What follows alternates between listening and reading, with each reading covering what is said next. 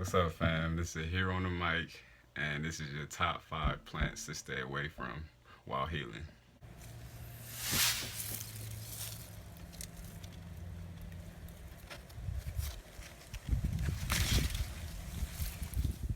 So, first off, I like to say that all plants are not created equally. I'm gonna go through that once I go through the 5 plants I'm gonna recommend that you stay away from.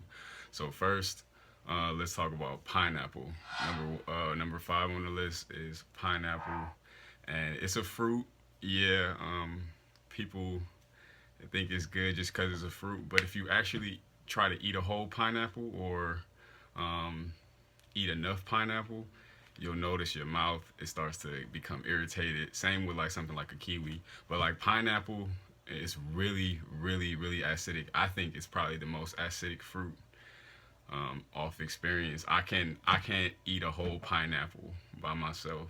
I haven't even tried anymore. The first time I tried to eat pineapples, it wasn't pretty. Now I only pick, if I have a pineapple, I have a few pieces. I might throw a few pieces in my smoothie. But when we're talking about elimination, you can't eliminate waste. So alkalinity helps raise your or eliminate waste, and you hold on to waste with acidity. So that's one that's really high. You'll notice that your water content will go up when you're eating high acidic, even fruit. You'll be more bloated, and your body will have a hard time getting rid of it. Okay, so next on the list, we got carrots, and this is where I want to get into genetic splicing and grafting, because people think that all plants are created equally, but they are not. Because a lot of what we're eating today has been genetically modified in order to mass produce it and in order to make sure it can be produced um, past a certain season. Most plants, they fruit during a certain season. That's all you get. Most natural plants.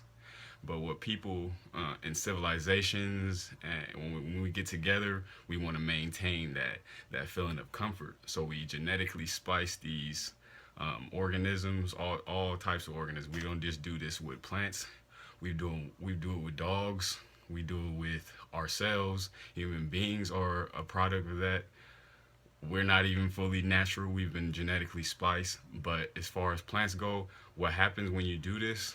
They get starchy. It creates a really starchy plant, and it creates a really acidic plant. And these plants don't have the ability to pull proper minerals out of the ground. So you get a little bit of a benefit out of some of them, but compared to the herbs and the plants that are just naturally here, when all they need is the sunlight and the water that the earth provides, and then they pull the minerals out, change the composition, and then it's digestible for you. So plants are the only thing that has the ability to change rock iron into plant iron. They digest the rocks into liquid, ionic forms of material, organic forms of material for us to digest. So that's why plants are so powerful. So when we talk about carrots are a genetically modified organism spliced between what they say is a wild yam and a queen antlis. It's a herb, a queen antlis herb. That's actually a pretty good plant. But they splice them together, and then you get a whole completely new organism. These organisms you want to stay away from while healing. We almost can't even get away from them because we don't really know all the way what's genetically spliced, or because we've been doing this for so long. Half of the people are a product of genetic splicing. Okay, broccoli. Broccoli, I put this on here because just the mere smell of broccoli after cooking it and leaving it in the in the in the pot for a night and coming back and smelling it. I did this a couple of times where I've walked into a room and I'm like, what is that smell? I walked into some people's house. I'm like, that it smells like it just smells shitty to me. It doesn't smell like something I want to put in my body. If you don't season up broccoli, if you just cook broccoli and leave it there, oh man, it smells bad. And this is the same as cauliflower. Cauliflower is even worse than broccoli. It's even more spliced, or it's more modified than broccoli. That's why it has absolutely no color to it. It's actually gonna pull your minerals out of you. So broccoli, eat a whole bunch of broccoli and see how you feel. It's probably not gonna make you feel the greatest. So stay away from broccoli. And what else we got?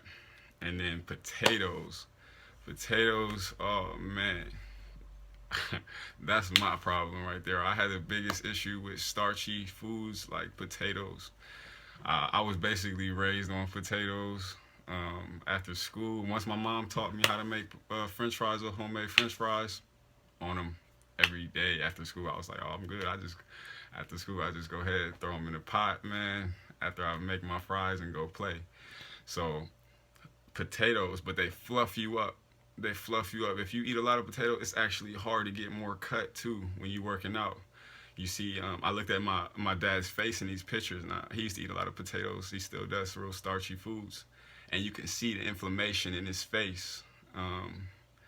Because I know inflammation now. Back in the day, I didn't know how to see that, or what that was. You don't really pay attention, but when you look at it, you can see the inflammation, and you can see down here how his face is inflamed. So potatoes, I noticed they really jacked me up, man. My whole 6-pack just gone. It's terrible. So potatoes was my biggest struggle.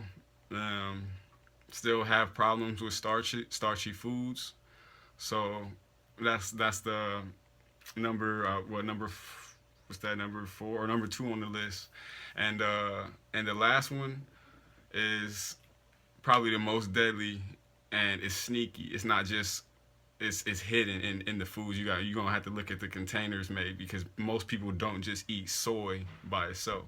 So number 1 on the list, the most deadly, is soy. And soy was produced because it can be made into anything. It's a cash crop, and it's like, for the industry or for the producers of food, is like one of those greatest things, because you can make it into anything. It grows abundantly, and people are going to eat it all the time, and you can sneak it anywhere, and you can get a lot of money from soy. But it's very, very detrimental to your health, and it has a lot of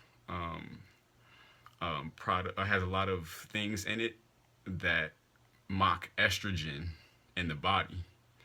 So it feminizes us as men, and then it throws off women's hormones because they're overly estrogenized. So yes, that is my top 5 plants to stay away from while healing. I hope you enjoyed, and peace and love to y'all. I'm gonna get back on here more frequently. Just be patient with me. All right, I love y'all. Peace.